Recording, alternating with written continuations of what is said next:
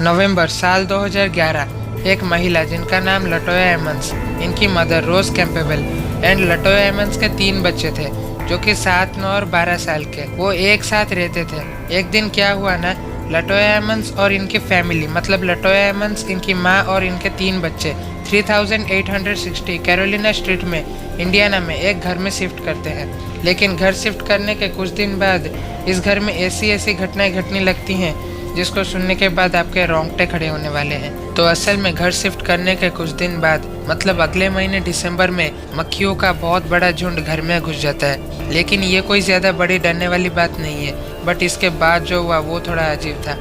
रोज Campbell जो लटोया एमंस की माँ थी, उनको घर के बेसमेंट से फुटस्टेप एंड डोर क्रैकिंग की आवाज़ आती करती थी और उन्होंने कई बार घर में अचानक से एक परछाई को देखने का दावा किया था और एक अज्ञात बल मतलब अननोन फोर्स की वजह से उनका दम भी घुटता था।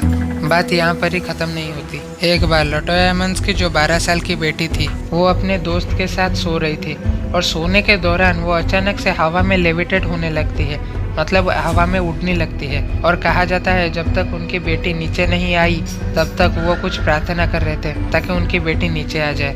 और इस घटना के बाद उनकी बेटी को कुछ भी याद नहीं था और कहा जाता है कि उनका जो बड़ा बेटा था 9 साल का, उसको कोई अननोन फोर्स ने धकेल दिया। और एक बार लटोया एमंस का सबसे छोटा बेटा जिसकी उम्र 7 साल थी, उसके साथ एक ऐसी घटना हुई जो कि बहुत ही वियर्ड सा था। मतलब एक बार उसके बेटे ने अपने आँख को पूरी तरह से पीछे की तरफ रोटेट कर दिया और ये करते हुए वो कह रहा था कि ये मरने का समय है और मैं तुम्हें मार दूंगा।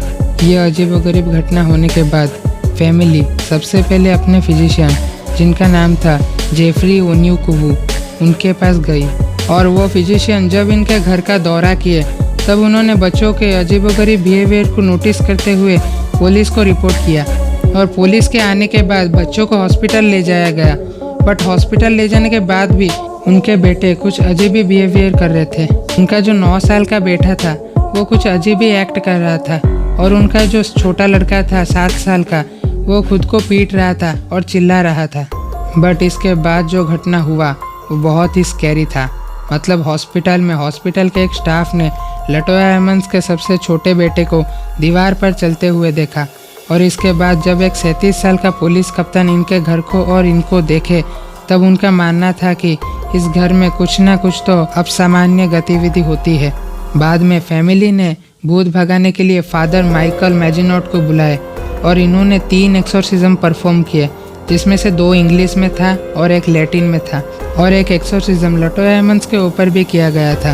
एक्सोर्सिज्म के बाद लटोया एमंस ने इस घर को छोड़ दिया और फाइनली कुछ साल बाद एक आदमी जिनका नाम था जैक बेगन्स, उन्होंने इस घर को खरीद लिया। और बाद में जैक बेगन्स ने साल 2018 मार्च में इस घर को लेकर एक डॉक्यूमेंट्री रिलीज की जिसका नाम था रीमन हाउस। ये वीडियो आपको कैसा लगा प्लीज़ कमेंट में। वीडियो अगर अच्छा लगे वीडियो को लाइक एंड चैनल को सब्सक्राइब कर दीजिएगा। Thanks for watching.